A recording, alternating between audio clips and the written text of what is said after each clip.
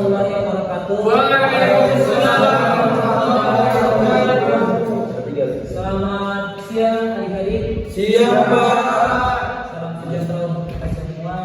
Semoga hari ini kita bisa dilindungi oleh Allah, selalu dengan Allah, dan serta rajin dalam mengerjakan perintah. Mudah-mudahan sholat bertahmid dan salam kita hadiahkan kepada junjungan kita yaitu baginda Rasulullah sallallahu alaihi wasallam.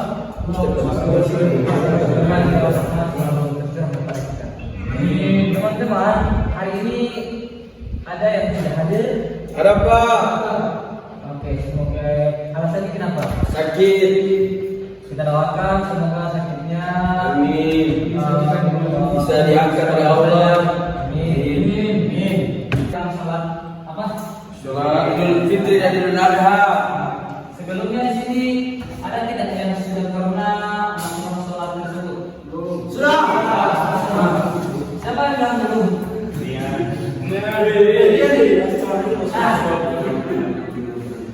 Sholat Id atau sholat Idul Fitri dan sholat Idul Adha adalah sholat sunnah yang sangat dianjurkan atau hukumnya muakkad untuk dikerjakan pada dua hari raya umat Islam, yaitu Idul Fitri dan Idul Adha.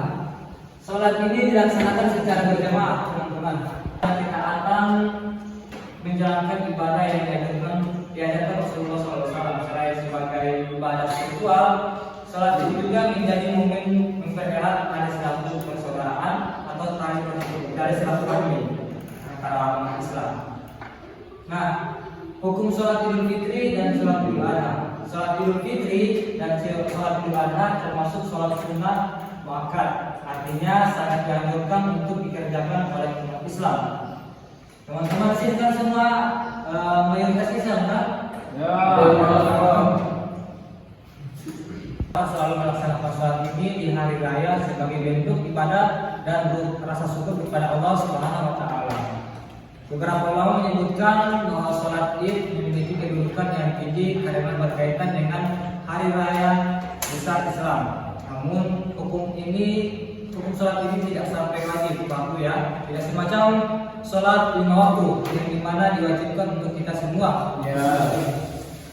Namun ini sangat dianjurkan untuk kita melaksanakan sholat Id, menaikkan sunnah yang sangat ditekankan. Maka jika seorang meninggalkan tanpa alasan yang syar'i, ia kehilangan pahala besar dalam ibadah.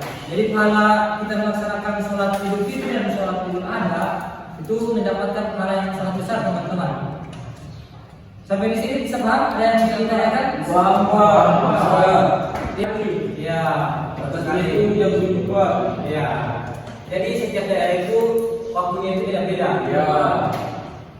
Terus ada tujuan. Nah, tujuan itu syukur selesai puasa Ramadan itu di sholat Idul Fitri. Nah, waktunya itu setelah matahari terbit sekitar 15 menit sampai sebelum zuhur.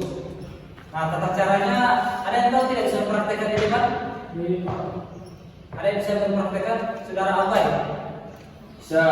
Nah, tata caranya itu 2 rakaat, 7 takbir di rakaat pertama dan 5 takbir di rakaat kedua. Nah, silakan apa yang dipraktekkan. Jadi pertama itu rakaat pertama kita takbir selama 7 kali. Ya. Allahu Akbar. Terus ulang lagi Allahu Akbar. Ya. Sementara Ada bacanya. Tentu bacanya nanti akan dijelaskan oleh Pak Guru. Tapi pada saat ini saya akan menjelaskan berbagai takbir, yaitu rakaat pertama sholat Idul Fitri dan Idul Adha sama 7 kali takbir rakaat pertama dan rakaat kedua 5 kali takbir. Kasih. Ya, jadi benar sekali dipraktekkan oleh saudara Abai yang dimana di sini 2 rakaat yang 7 takbir di rakaat pertama dan 5 takbir di rakaat kedua. Nah, adabnya teman-teman ada yang tahu tidak? Betul, dilarang makan karena itu masih saatnya puasa, kalau salah puasa tasrik atau puasa apa setahu. Jadi itu diwajibkan makan nanti selesai sholat Idul Adha. Namun di sini di sholat Idul Fitri kita dianjurkan untuk makan terlebih dahulu ya. Nah, pakai baju yang terbaik bagaimana kita itu merayakan kemenangan kita dan menggunakan pakaian yang terbaik untuk kita. Makanya budaya di Indonesia itu ketika pas menjelang hari Lebaran, mereka berbondong-bondong membeli baju baru, membeli baju yang terbaik. Nah, karena itu dapat digunakan dalam hari raya nanti. Nah, di sini ada sholat Idul Adha. Pelaksanaannya itu tanggal 10 Zulhijjah pagi hari tujuan mengenang pengorbanan Nabi Ibrahim.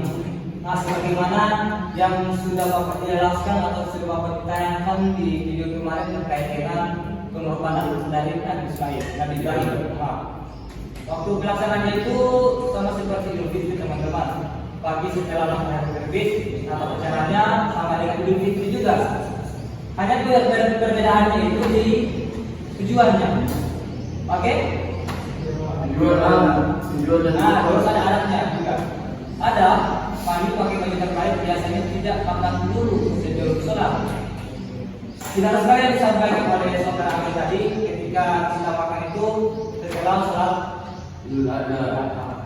Nah, suasananya itu hikmah, penuh makna, pengorbanan dan dilanjutkan kurban. Siapa sih yang pernah melihat hewan yang disembelih atau dikurbankan? Saya banyak Pak. Apa yang teman-teman rasakan? Seandainya teman-teman di posisi hewan itu yang akan dikurbankan. Senang Pak.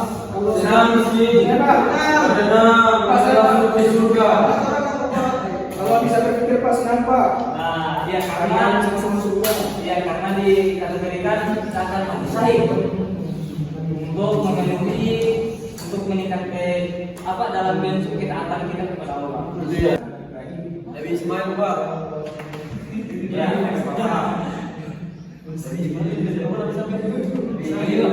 tujuan dari Tuhan untuk menganjurkan Nabi Ibrahim untuk mengorbankan anaknya itu melihat bentuk ketaatannya itu sampai di mana, kepatuhan dan kesetiaan Nabi Ibrahim itu kepada Allah sampai di mana, sehingga dia menyampaikan dia bersedia dan anaknya pun bersedia. Ini adalah salah satu bentuk iman yang sangat kuat dan ketaatan yang kita patut untuk contohkan. Iya, keikhlasan yang sangat luar biasa. Ada yang bisa ditanyakan? Pas. Di sini ada manfaat dan hikmah salat ini.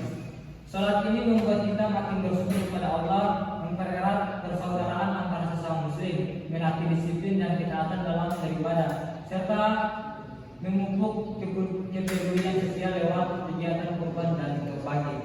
Jadi seperti apa yang saya sampaikan tadi, ketika di Idul Fitri. Nah, dalam konteks Idul Adha itu kita selain bersilaturahmi, kita juga menyediakan berbagai macam hidangan kepada tamu-tamu kita berdasarkan hewan yang bisa dikurbankan di daerah tersebut. Jadi kalau misalnya di Barat itu budayanya itu ketika ada kerabat atau temannya berkunjung di rumah, maka akan disediakan hidangan yang sangat istimewa, yaitu berupa hewan yang dikurbankan. Ini saja. Kalau misalnya ada yang seseorang yang lupa atau tidak hafal niat sholat Id, nah bagaimana tanggapan dari teman-teman? Apakah boleh atau tidak? Tidak apa-apa.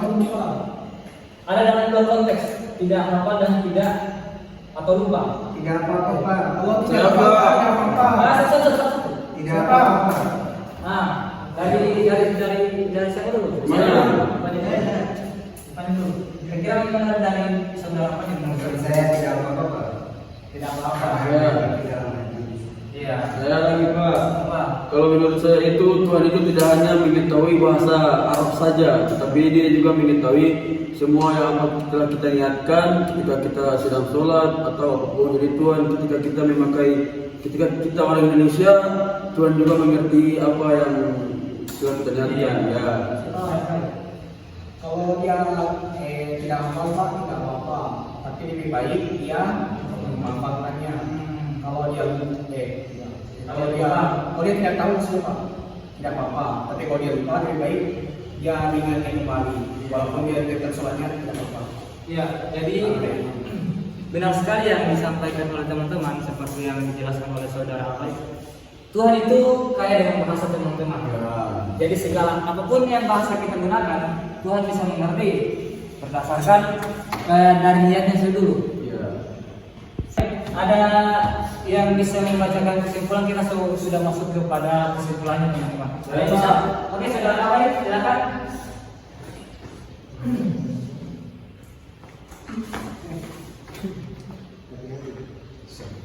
Jadi sholat Idul Fitri dan Idul Adha adalah ibadah penting yang mengandung makna syukur dan pengorbanan. Pelaksanaannya berbeda waktu dan adab sesuai konteks hari raya. Niat dalam hati menjadi syarat sah sholat. Sholat Id juga mengajarkan kita untuk mempererat persaudaraan dan meningkatkan kepedulian sosial.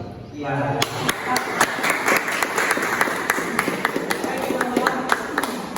Terima kasih. Jadi itu kesimpulan dari materi saya. Jadi sholat Id dan sholat Idul Fitri dan sholat Adha itu hanya mempunyai perbedaan sedikit saja, namun tata cara pelaksanaannya sama. Oke? Mungkin itu saja dari saya teman-teman. Ada yang mau ditanyakan? Tidak ada Pak. Baik. Terima kasih. Mungkin itu sederhana dari saya penjelasannya. Sekian. Assalamualaikum warahmatullahi wabarakatuh. Waalaikumsalam warahmatullahi wabarakatuh.